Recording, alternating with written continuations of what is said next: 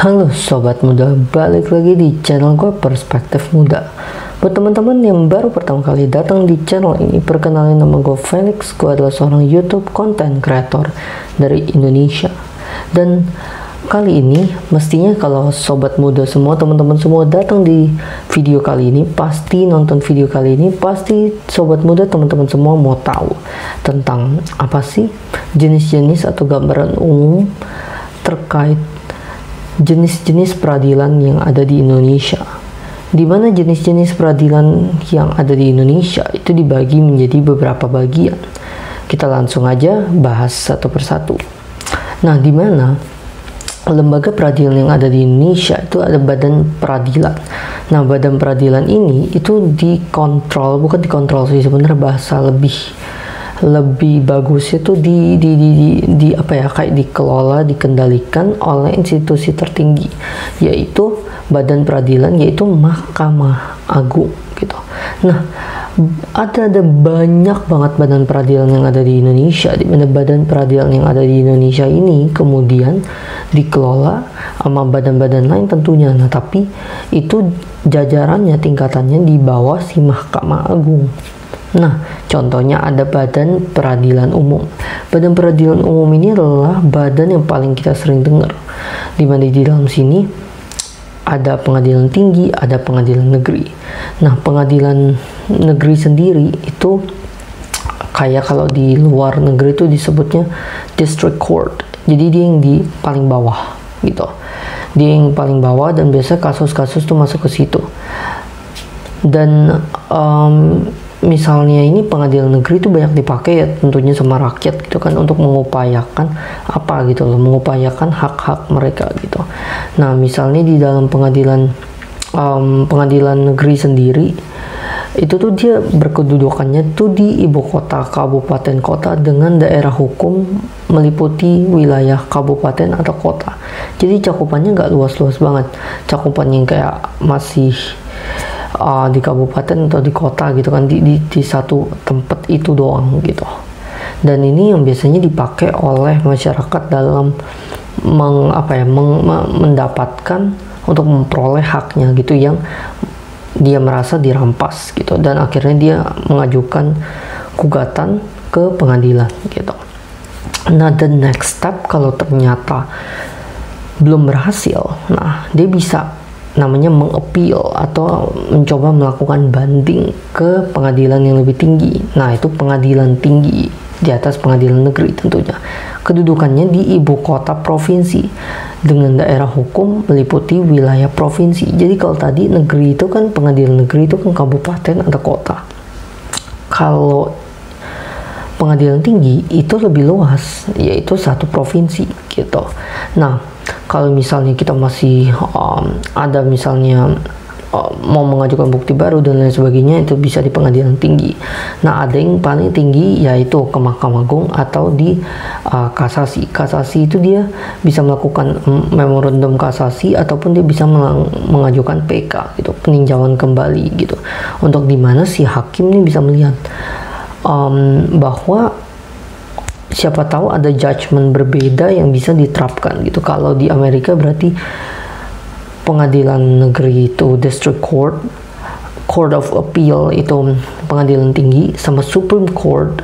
Supreme Court itu adalah yang tingkat kasasi atau paling tingginya gitu. Nah, pengadilan negeri itu bisa disingkat PN. Nah, itu tuh lembaga peradilan di lingkungan peradilan umum. Dia tuh kedudukannya di kabupaten atau kota. Jadi pengadilan kabupaten, misalnya kabupaten kotanya Ponorogo, ya berarti pengadilan negeri Ponorogo gitu. Jadi dia benar-benar di satu kota. Kalau misalnya pengadilan tinggi provinsi DKI Jakarta, nah berarti satu provinsi DKI Jakarta gitu. Nah, kalau Mahkamah Agung dia lebih tinggi lagi untuk reassess, biasanya untuk melakukan asesmen ulang. Jadi biasanya dia lebih ke meninjau kembali, namanya kan juga PK. Salah satu fitur atau tujuan dari kasasi yaitu gitu. Nah, nih gue pengulangan lagi dan gue baca dari riset gue nih ya. PT lembaga peradilan di lingkungan peradilan umum lebih tinggi dari PN, bener kan? Dan dia duduknya di provinsi gitu. Dan ini emang fungsinya untuk banding. Jadi gini loh, misalnya sobat muda semua punya kasus gini di PN. Wah, belum puas dengan putusan hakim yang dikasih di PN. Nah, kita bandingnya itu apa? Ke PT. Kita bisa ngajuin bukti baru dan gini untuk memperkuat si hakim supaya memenangkan kita gitu. Kalau ternyata di PT kita juga belum puas, kita bisa mengajukan lebih tinggi lagi ke kasasi gitu, ke Supreme Court, ke Mahkamah Agung gitu.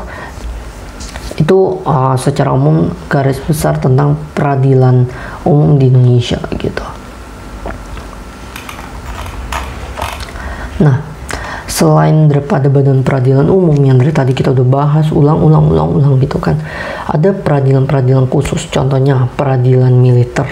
Nah, dia khusus untuk anggota-anggota militer, untuk kalau misalnya ada perkara yang menginvolve atau berkaitan dengan anggota militer gitu, misalnya tentara, panglima dan lain sebagainya, yang dia diadili di militer karena itu menyangkut anggota-anggota polisi, anggota-anggota yang berkiprah di dunia militer gitu.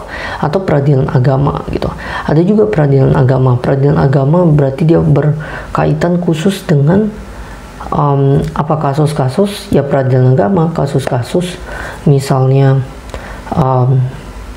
talak, rujuk, cerai gitu.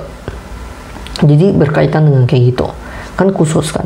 Kalau umum ini kan luas, bisa kasus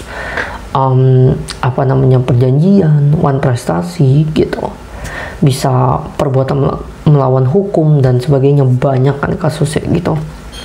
Kalau militer ini kan ya pasti kasus-kasus involving orang-orang di militer. Agama ya khusus kan, talak, rujuk, cerai dan lain sebagainya gitu. Ada juga nih PTUN. Peradilan Tata Usaha Negara. Peradilan Tata Usaha Negara itu dia fokus untuk ngurusin yang sengketa-sengketa administrasi negara gitu loh. Misalnya keputusan kita mau menggugat keputusan yang dibuat oleh pejabat negara gitu, karena wah merugikan gini. Nah, kita ke petun gitu, kita ke Peradilan Tata Usaha Negara. Jadi balik lagi, banyak banget peradilan-peradilan khusus, banyak banget peradilan-peradilan yang umum. Jadi untuk overview nggak banyak sih, jadi lebih ke arah begini aja. Untuk penjelasan lebih spesifiknya nanti gue akan bagi gitu kan, untuk penjelasan lebih detailnya lagi. Tapi untuk sekarang menurut gue segini dulu. Maybe kalau gue mau tambahin yang tadi untuk petun. Jadi misalnya kalau misalnya ada gugatan yang kita nggak setuju dari yang dibuat oleh pejabat.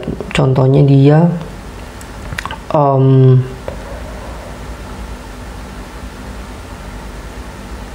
misalnya membuat suatu kebijakan yang merugikan masyarakat, di mana itu udah melampaui dia punya batas wewenang. Nah, kalau melakukan hal itu, nah kita bisa gugat. Oh, ini keputusannya gini. Nah, kenapa ke petun? Karena kan dia fokus untuk yang berkaitan dengan tata usaha negara gitu kan, berkaitan dengan yang gue bilang HTN dan HAN gitu, hukum administrasi, hukum administrasi negara dan hukum tata negara gitu. Kalau hukum administrasi kan lebih kepada yang prakteknya gitu kan. Kalau hukum tata negara kan lebih kepada yang dasar-dasar yang dibutuhkannya, lebih kepada tindakan pasif. Kalau administrasi kan lebih ke aktif. Nah, kita menggugat si aktifnya itu apa yang dibuat oleh pejabat negara, yang dibuat oleh aparatur negara gitu, lebih kepada yang kayak gitu. Jadi mungkin segini dulu, kita nggak usah panjang-panjang. Jadi a bit overview. Jadi itu adalah pembagian beberapa contoh pembagian dari peradilan yang ada di Indonesia. Mungkin sekian aja video kali ini. Semoga ini video bisa menjadi informasi, bisa menjadi manfaat buat sobat muda semua yang nonton video kali ini. Teruslah untuk dukung channel ini supaya channel ini bisa memberikan lebih banyak lagi pengetahuan, lebih banyak pandangan, lebih banyak perspektif tentang dunia hukum, tentang motivasi, dan juga untuk membagikan kolaborasi podcast dengan sobat muda yang ada di luar sana supaya kita bisa memberikan berbagai perspektif untuk dunia ini, supaya banyak perspektif bisa mewarnai hidup sobat muda yang udah subscribe, yang nonton channel ini terus menerus gitu. Sampai jumpa di video perspektif hukum selanjutnya. Bye.